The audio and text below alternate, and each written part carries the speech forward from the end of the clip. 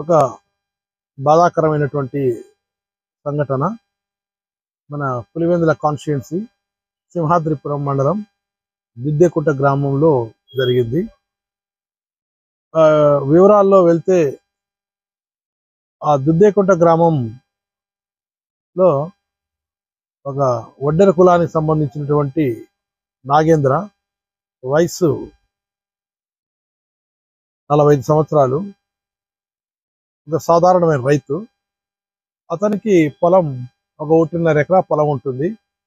ఆ దుద్దేగుంట గ్రామం నుంచి east side, north east side. అక్కడ ఆయన చీనీ పంటలు వేసుకుంటుంటాడు. చీనీ పంటలతో పాటు చుట్టుపక్కల విలేజ్లో ఉండేటువంటి రైతుల నుంచి ఒక 15 ఎకరాల పొలాలు కూడా కౌలుకు తీసుకొని చేస్తూ ఉంటాడు. ఇందులో పంట సరిగా రాకపోవడము, సరిగా అప్పులు ఎక్కువ కావడం జరిగింది. ముఖ్యంగా ఇతనికి ఒక కొడుకు ఉంటారు, ఒక కూతురు ఉంటారు. కొడుకు వచ్చి భార్గవ, 9th క్లాస్ అవుతుంటాడు. అండ్ కూతురు కూడా 8th క్లాస్ అవుతా ఉంటుంది. మండల్ హెడ్ క్వార్టర్ సింహాద్రిపురంలో. భార్య వ్యవసాయ పనులకు తోడుగా ఉంటారు. ఆమె పేరు వాణి. ఆమెకు ఒక ఏజ్ 35.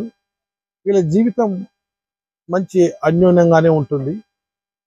ఉన్న కాటికి లైఫ్ ఎంజాయ్ చేస్తుంటారు. హ్యాపీగానే వ్యవసాయ పనులు ఉంటారు. Both wife and husband, childrens ఉంటారు. ఈ క్రమం జరిగేటువంటి దాంట్లో ఈ పక్కా విలేజ్ సంబంధించినటువంటి పొలాలు లీజుకి తీసుకొని పంట నష్టం రావడం వల్ల, పంట సరిగా రాకపోవడం వల్ల ఇతను కొద్దిగా అప్పులు అవుతాయి. ఈ అప్పులు నుంచి ఎవరిచ్చారు అప్పు, ఏం కథ అనేది వివరాలు ఇంకా రాలేదు. అది కూడా ఇన్వెస్టిగేషన్లో చూస్తాము. దాంట్లో భాగంగా ఈ అప్పులు ఎక్కువ కావడం వల్ల అతను గత రాత్రి ఒక 8 నుంచి 10 గంటల మధ్య కాలంలో తన ఇంట్లో నుంచి ఒక మోటార్ సైకిల్ ఉంటుంది. ఫస్ట్ భార్యను, వాణిని తీసుకెళ్తాడు పంట దగ్గర. అక్కడ ఆమెను ఒక తాడు తీసుకొని ఆమెను గట్టిగా అరౌండ్ ది నెక్ బిగించడం వల్ల ఆమెను అక్కడే చంపేస్తాడు. దాని తర్వాత కూతురు ఎవరైతే ఉన్నారో 8th క్లాస్ చదివి గాయత్రి అనే అమ్మాయి, ఆమెను తీసుకెళ్తాడు. తీసుకుని వెళ్ళి ఆ పాపను కూడా చంపేస్తారు. తర్వాత మళ్ళా అగైన్ కొడుకుని తీసుకొని వెళ్తాడు. కొడుకును కూడా అక్కడ తీసుకుని వెళ్ళి అదే తాడు సహాయంతో గొంతు బిగించి చంపేస్తారు. అంటే 3 deaths చంపినారు. It's murder.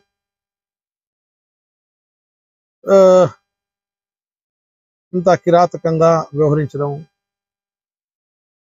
పిల్లల పట్ల ఎముడు కావడం, భార్య పట్ల కాల ఎముడు కావడం, అతనే తన కుటుంబాన్ని చంపుకున్నాడు. ఫైనల్గా అతను కూడా అదే తాడుతోనే ఊరేసుకొని తనకు తాను అక్కడ కూడా చనిపోవడం. అక్కడ ఒక 10 గంటల ప్రాంతంలో వాళ్ళ బంధువులకు డౌట్ రావడం వల్ల ఎందుకు పిల్లలను తీసుకొని పోవడము, ఇదంతా జరుగుతూ ఉంది, ఏం జరుగుతూ ఉందని చెప్పి వాళ్ళ బావమరిది రాజేష్ అని వాళ్ళంతా వెళ్తారు. పోయి చూస్తే అక్కడ చనిపోవడం జరిగింది. మళ్ళీ తదనంతరం ఆ గ్రామస్తులు మొత్తం రావడం జరిగింది. విషయం మాకు తెలిసి నైటే నేను అక్కడ వెళ్ళడం, మా సిబ్బంది గారు కూడా రావడము, బాడీని షిఫ్ట్ చేసి మన